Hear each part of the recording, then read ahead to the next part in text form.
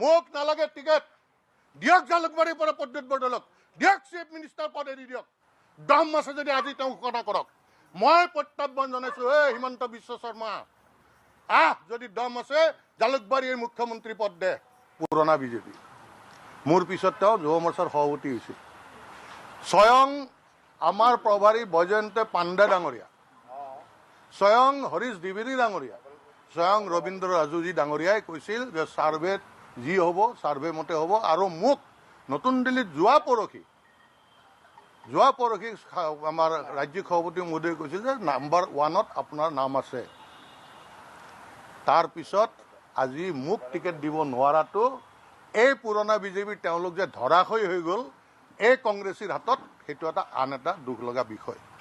তৃতীয় বিষয় যে ছাৰ্ভে মতে দিম বুলি গোটেই যিমান আমাৰ কাৰ্যকৰ্তা আছিল, একদম বয়োজ্যেষ্ঠসকলৰ পৰা একদম কনিষ্ঠসকললৈ মহিলাসকলক, এই গোটেই কেইদিন খালি তেওঁলোকে কৈ থাকিলে যে ছাৰ্ভে মতে দিম। কি হ'ল? ছাৰ্ভে মতে কি ছাৰ্ভেৰ বাহিৰৰ পৰা আহে নেকি?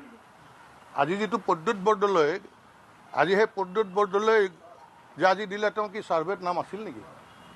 আজি তেওঁতো গোটেই আমাৰ দলীয় কাৰ্যকৰ্তাকো ঠগালে, মোক ঠগালে, দলীয় কাৰ্যকৰ্তাক ঠগালে, ৰাইজক ঠগালে, আৰু আমাৰ যি পুৰণা বিজেপি আছিল ধৰাশয়ী কৰি দিলে।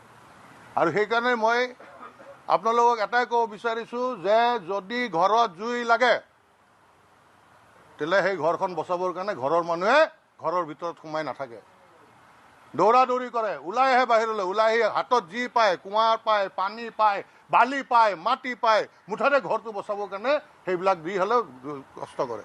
আৰু সেইকাৰণে প্ৰথম মোৰ ঘৰখনত আমি গঢ়া ঘৰখন বিজেপি আমি গঢ়িছোঁ, হিমন্ত বিশ্ব শৰ্মাই গঢ়া নাই। আমি গঢ়া দলত হিমন্ত বিশ্ব শৰ্মাই আহি খাইছে। আজি যদি তেওঁ আমাৰ যে পুৰণা বিজেপিৰ মূৰত যে থপিলে, তেওঁ কিয় জালুকবাৰী এৰি নিদিয়ে? প্ৰদ্যুৎ বৰদলৈক যদি ত্যাগী হয় তেওঁ কিয় জালুকবাৰী এৰি নিদিয়ে? তেওঁ দম আছে।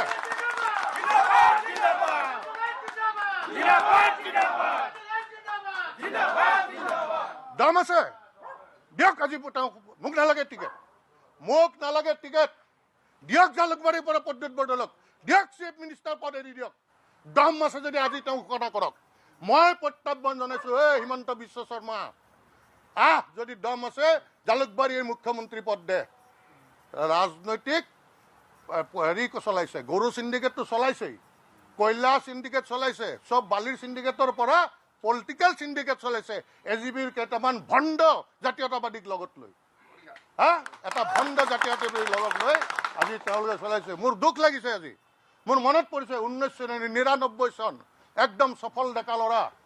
আজি সেই নৰেন্দ্ৰ মোদী ডাঙৰীয়াক যেতিয়া আমাৰ অফিচৰ পৰা এখন পুৰণা চমু গাড়ী দিছিল শ্বিলং যাব লাগে, আৰু তেতিয়া তেওঁ কৈছিল এই গাড়ীখন ইমান বেয়া, মোৰো অলপ গাটো বেয়া হৈ আছে। তেতিয়া মই মোৰ নতুন এখন মাৰুতি এষ্টিম আছিল, মাৰুতি এষ্টিমত তেওঁক লৈ গৈছিলোঁ, গোটেই ৰাতি তেওঁৰ লগত আছোঁ, পিছদিনা তেওঁৰ লগত আহিছোঁ। আজি সেই কাৰ্যকৰ্তা এজনক আজি এই কংগ্ৰেছীৰ কাৰণে আজি তেওঁ গমেই নাপায় যে তেওঁ এনেকুৱা এজন নিষ্ঠাৱান কাৰ্যকৰ্তাৰ নাম কাটি যোৱা কালিলৈ কংগ্ৰেছ কৰি থকা পচা গেলা আজি সেই যিসকলক আজি আনি তেওঁ টিকেট দিছে। এই কথাটো অন্তত যদি নৰেন্দ্ৰ মোদীয়ে গম পায়, এবাৰ হ'লেও তেওঁ দুখ কৰিব যে মই এনেকুৱা এজন কাৰ্যকৰ্তাৰ টিকেট কাটিলোঁ যি 35 বছৰে নিজৰ ঘৰখনৰ পৰা মুখৰ পৰা কাঢ়ি জীৱন যৌৱন আজি সেই দলটোক দিলে, আমাৰ দলটোক দিলে। সেইকাৰণে বন্ধুসকল, যে স্পষ্ট কথা, মই ঘৰৰ পৰা নিজৰ ঘৰখন বচাবৰ কাৰণে মই এটা নতুন ৰাজনৈতিক দল খুলিম, শদিয়াৰ পৰা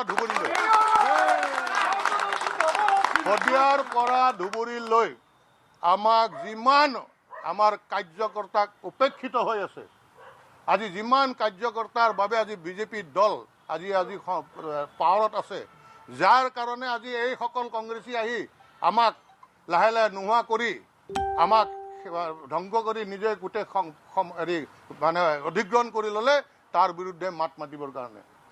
আৰু আমি সমগ্ৰ অসমত সময় অভাৱ, অন্তত মই আজিৰ পৰা ফোনেৰে আৰম্ভ কৰিম, আৰু এই দলটোৰ জৰিয়তে আমাৰ মূল দলটোক ৰক্ষা কৰিব লাগিব। কাৰণ বাজপেয়ীজীৰ আদৰ্শ আমি আহি অসমৰ স্বাৰ্থত, অসমীয়াৰ স্বাৰ্থত বিজেপি কৰিছিলোঁ। অসম আন্দোলন আমি নিজে দেখিছিলোঁ, আজি অসম আন্দোলন আৰম্ভ হওঁতে ক্লাছ 6ত আমি আছিলোঁ। অসম আন্দোলন শেষ হওঁতে ক্লাছ 11ত অসম আন্দোলন শেষ হৈছিল। আৰু এইখিনি সময়ত বাজপেয়ীজী আদৱানীজীয়ে অসম আন্দোলনত অসমীয়াৰ লগত থিয় হৈছিল আৰু সেই ফুলকমলীয়া বয়সতে এই বিজেপিত গৈছে আৰু সেই আদৰ্শও নাই, আজি সেই বিজেপিও নাই। আজি সেইকাৰণে স্পষ্টভাৱে আমি দল খুলিম আৰু এই প্ৰত্যাহ্বান হিমন্ত বিশ্ব শৰ্মা ডাঙৰীয়া স্পষ্টভাৱে শুনক, 2006 চনত আপোনাৰ বিৰুদ্ধে আপোনাৰ জাগাত গৈ 6,000 ভোট পাইছিলোঁ। আপোনাৰ যদি দম আছে প্ৰদ্যুৎ বৰদলৈক দিছপুৰৰ পৰা জিকাই দেখাওক। আপোনাৰ এই এক মিনিট, আপোনাৰ চিণ্ডিকেটৰ টকা উৰুৱাই দিছপুৰৰ ভোটাৰক ভোট কিনিব নোৱাৰে। দিছপুৰীয়া ভোটাৰ আপোনাৰ টকাত বিক্ৰী হোৱা বিকাও ভোটাৰ নহয়। আপোনালোকৰ বিকাও ভোটাৰ আমাৰ দিছপুৰীয়া ৰাইজ নহয়। আপোনাৰ দম আছে যদি প্ৰথম প্ৰদ্যুৎ বৰদলৈক এৰি দিয়ক, দিছপুৰ জালুকবাৰী মুখ্যমন্ত্ৰী তেওঁ ঘোষণা কৰক, নহ'লে দিছপুৰত আহক। আছো এই থিয় হৈ আছো। আৰু আপোনাৰ মুখ্যমন্ত্ৰীৰ সপোন চবকে টুপি পিন্ধাই মুখ্যমন্ত্ৰী হোৱাৰ সপোন। এইখন প্ৰকাণ্ড ৱাল এইবাৰ আপোনাৰ বিৰুদ্ধে থিয় হ'ব। সকলোকে একত্ৰিত কৰাৰ সময় কম হ'ব, কিন্তু আপোনাৰো এই 2 নম্বৰী টুপি পিন্ধি ৰাজনৈতিক অভিগণ্ডি পূৰণ হোৱাৰ বাবে আমি বিজেপি কৰা নাছিলোঁ। এই তেজ আমি পানী কৰা নাছিলোঁ। আপুনি আপোনাৰ ঘৰৰ পৰিবাৰে অজগৰৰ দৰে সকলো মাটি খোৱাৰ কাৰণে আমি চৰকাৰত আপোনালোকক অনা নাছিলোঁ। আমি আনিছিলোঁ জাতিৰ কাৰণে, আৰু এই জাতিৰ কাৰণে মাত মাতি থাকিমে, মাত মাতি আহিমে। প্ৰথম চৰ্ত হ'ব আমাৰ দলৰ স্পষ্টভাৱে কোনো কংগ্ৰেছীক কোনো মন্ত্ৰীসভাত ৰাখিবই নোৱাৰিব। তেতিয়াহে আমি সমৰ্থন কৰিম। বিজেপি হৈ বিজেপি হৈ মৰিম। যদিও পদত্যাগ কৰিম সেইটো আনুষ্ঠানিকতাহে, অন্তৰৰ পৰা বিজেপি পদত্যাগ নকৰোঁ। কোনো কংগ্ৰেছীক আহিয়ে কোনো বিষয়ভাৱ দিব নোৱাৰিব, আমাৰ পুৰণি বিজেপিৰ কাৰ্যকৰ্তাৰ স্বাৰ্থত এই কামখিনি কৰিম। দলৰ কাৰণে, ৰাইজৰ কাৰণে আমি দল কৰি যাম। আৰু অটল বিহাৰী বাজপেয়ীদেৱৰ যি আদৰ্শ অসম আৰু অসমীয়া আগত, আৰু এই অসম আৰু অসমীয়াৰ কাৰণে প্ৰতিটো জাতি খিলঞ্জীয়া জাতি জনগোষ্ঠীৰ কাৰণে জাতীয়তাবাদৰ মূল ভেটি হিচাপে লৈ জাতীয়তাবাদৰ মূল ভেটি হিচাপে ৰাষ্ট্ৰ নিৰ্মাণৰ কাম কৰিব এই দলটোৱে। আৰু এই দলটো নিৰ্মাণত যিমান দিন লাগক নালাগক, এই দল এটা অৱধাৰিত এটা লক্ষ্য হ'ব। আৰু কোনো কংগ্ৰেছীক এনেকুৱা ধৰণৰ অপসাৰণ কৰিব দিয়া নহ'ব। কাৰণ এওঁলোক কোন জাতৰ জানে? কিন্নৰৰ কাৰণে যদিও ৰিজাৰ্ভেশ্যন দিলেহেঁতেন, এওঁলোকে কিন্নৰ হৈ লৈ হ'লেও সেই ৰিজাৰ্ভেশ্যনত খেলা মানুহে কিন্নৰ হৈ ৰিজাৰ্ভেশ্যনত খেলিলেহেঁতেন। এনেকুৱা নিকৃষ্ট মানুহ যোৱাকালিলৈ আমাৰ বিজেপিক গালি পাৰি আছে। যোৱা 30-35 বছৰ সেই কংগ্ৰেছে তেওঁলোকক কি দিয়া নাছিল, কি পদ দিয়া নাছিল। আজি সেইসকলে আজি আহি আমাৰ ইয়াত তেওঁলোকে আমাক দিব। আজি ৰাইজক কোন পলৰীয়া, তেওঁ মাৰ্ঘেৰিটাৰ পৰা পলালে, নগাঁৱৰ পৰা পলালে, এইবাৰ দিছপুৰৰ পৰা আহিব, তাৰপিছত দিছপুৰৰ পৰা পলাব। দিছপুৰীয়া ৰাইজ এই আঁচনিত ভুল যোৱা নহয়। আৰু এটা কথা, হিমন্ত বিশ্ব শৰ্মা ডাঙৰীয়া, আপুনি পকেটৰ ধন আঁচনিক দিয়া নাই, লোন লৈ আঁচনি দিছে আৰু লোন লৈ কাম কৰি আছে। অসমৰ ৰাইজক ধাৰুৱা বনাই আছে, ধাৰুৱা। এনেকুৱা এটা বিপদত লৈ গৈ আছে যে এটা সময়ত আমাৰ ডেকা ল'ৰাবিলাকে অসমত উশাহ ল'ব নোৱাৰিব, আপুনি যি লেতেৰা ৰাজনীতি কৰিছে। আৰু সেইকাৰণে আজি সেই ভণ্ড জাতীয়তাবাদৰ বিৰুদ্ধে আমি গুজৰি উঠিছোঁ। আৰু এই গুজৰণি শদিয়াৰ পৰা ধুবুৰীলৈ আপোনালোকে উপলব্ধি কৰিব। আপোনালোকৰ এই যে মানুহক টুপি পিন্ধাই আপোনালোকে যি ভাবিছে সেই আপোনালোকক কৰিব দিয়া নহ'ব।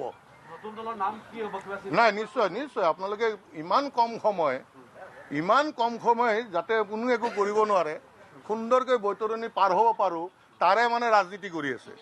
আমিও সেইকাৰণে মই কৈছোঁ নহয় প্ৰথমে যে মোৰ সম্পূৰ্ণ আমি একদম ৰেডি। 23 তাৰিখে মই নমিনেশ্যন দিম। 23 তাৰিখে দিনৰ 12:30 বজাত নমিনেশ্যন দিম। আৰু এই নমিনেশ্যন এইকাৰণে দিম, ৰাইজে বিচাৰিছে। আৰু ময়ো ভোটাৰ, মই দিছপুৰৰ ৰাইজ। মই এনেকুৱা কংগ্ৰেছীক, কালি নথকা কংগ্ৰেছীক আজি আহিব ৱাশ্বিং মেচিনত গা ধুই ল'ব, আৰু তেওঁ আহি আমি তেওঁক ভোট দিম। ৰখি আছোঁ আমি ভোট দিব। আমাৰ ৰাইজ ৰখি আছে, আহকচোন। মই কৈছোঁ নহয়, তেওঁৰ সেই কলা ধনৰ পইচাৰ লোভত আমাৰ ৰাইজ ৰখি থকা নাই, দিছপুৰৰ ৰাইজ।